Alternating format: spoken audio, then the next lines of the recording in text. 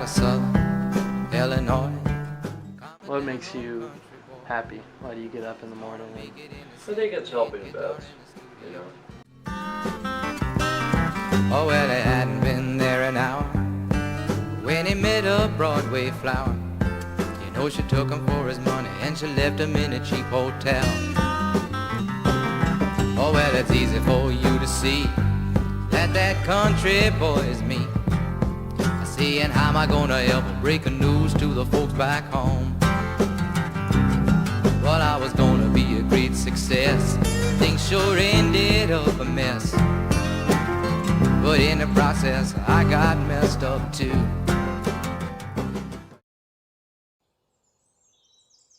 My new service dog, my new Dalmatian, has been very good. Yeah, she's just a pup now, but she's in training to be a service dog for me.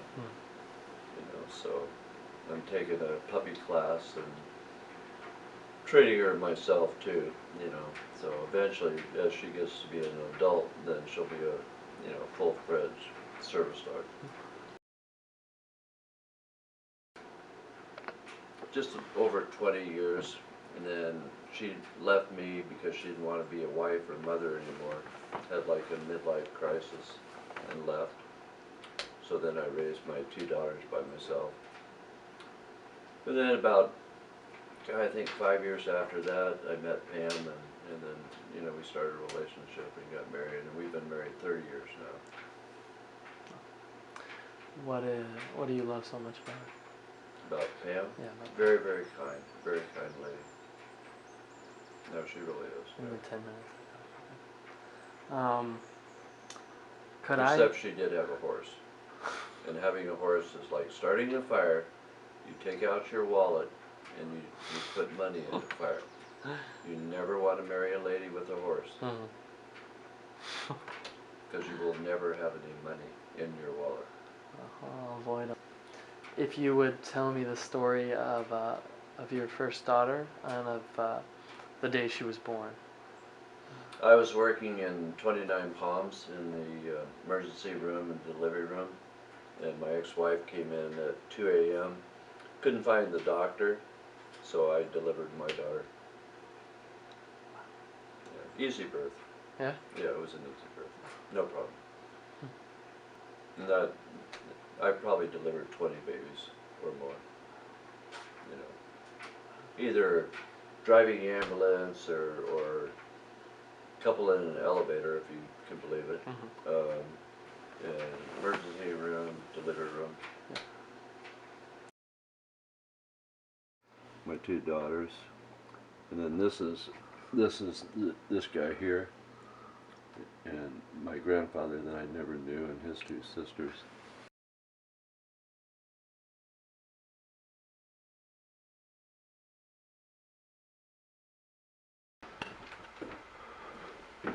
That little lady over there, what's her name?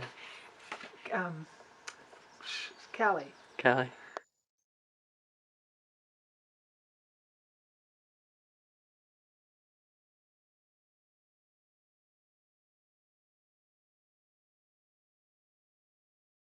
You know, at the time, my dad was in the military for 30 years.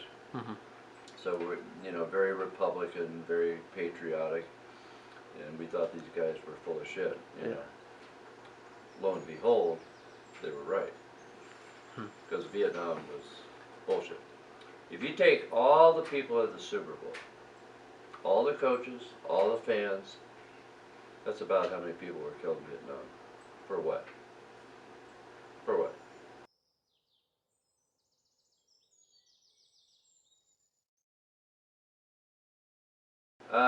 I got to San Francisco Airport after getting a military transport to Norton Air Force Base, and then took a plane from LAX to San Francisco Airport. Standing in the parking lot with two seat bags, my Marine Corps seat bag and my Navy seat bag, this car pulls up and these people are yelling and cussing at me, throwing feces and eggs on my body because they didn't like the Vietnam War. And that's how you got back? And that was when I came back into the U.S.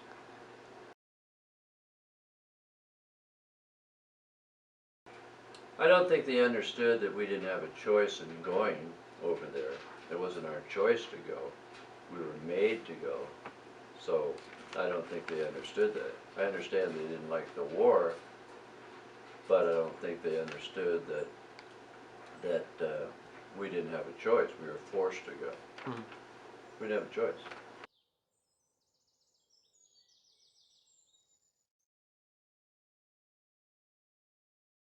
So, If you're out and about somewhere and it's cold, a nice cup of coffee is very soothing. mhm.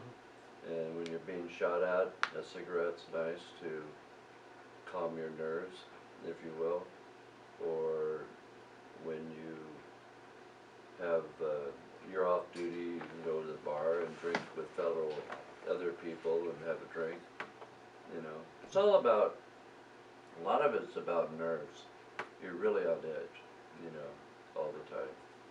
Like if somebody comes up behind me, I don't do well. And my wife knows that. You do not come up behind me. You know, it's just being in combat. You know, you just kind of get that way.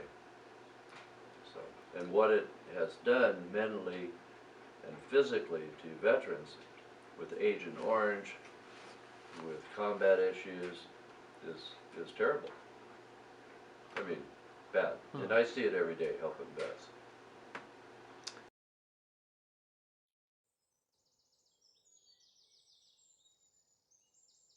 Josh, for a minute, you got a camera for the school?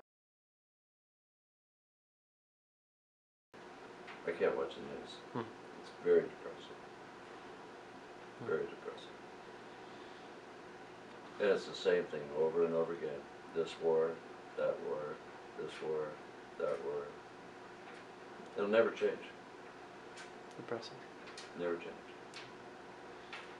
There'll always be another war. There'll always be people killed. There'll always be veterans wounded mentally or physically. They don't learn. They honestly don't learn. And it's all about money. Halliburton, the arms dealers, they're the ones making the money. You know.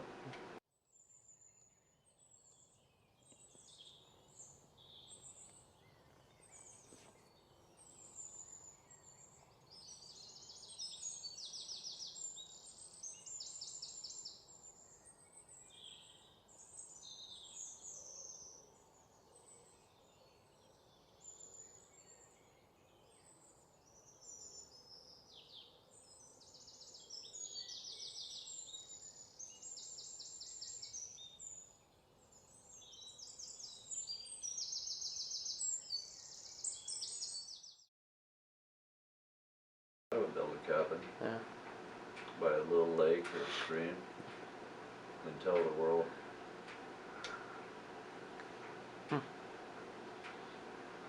Wouldn't be bad at all. Wouldn't be Oh man. Or marry a lady with a ranch and you can live on the ranch. Gotta find me a lady with a ranch.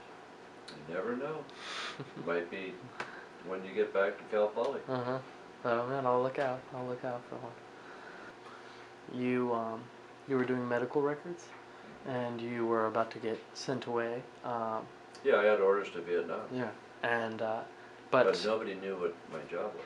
yeah, I was doing the medical records, health records, you know, for all the doctors, the medical staff, the nurses, the corpsmen. I always kept it a secret how I did it. And the commanding officer of the hospital canceled my orders, Josh, to Vietnam. it's all about who you know, Doc. Canceled my orders. It's all about who you know. Because he wanted me to train somebody to replace me. If it wasn't for that, I'd be over in Vietnam. I wouldn't be here today, probably. True story, really. All about who you know. Yeah, it really is. I mean, you don't have to kiss anybody's butt, but knowing, you know, this person or that person, you know, knowing your professor at school and establishing a relationship, I think is very important.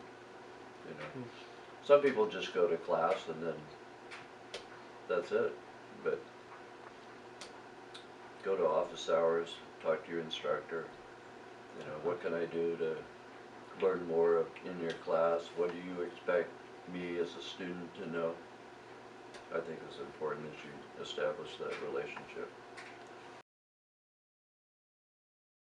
When you were a kid, maybe you're still in high school, maybe you're in middle school, whatever. Did you have dreams of what you wanted to be? Always wanted to be on a ranch. Yeah? That was really my goal. Yeah. And here you are.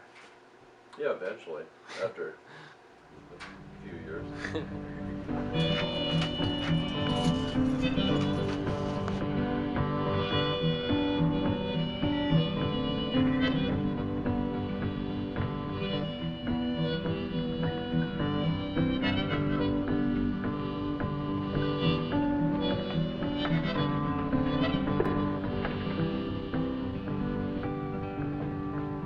If you're traveling in the North Country Fair, well, the winds hit heavy on the borderline. Remember me to the one who lives there. She once was a true love of mine. She's back. No horses. I think told we're Josh it was a happy day when Lassie died. Cold so warm to keep her from the house.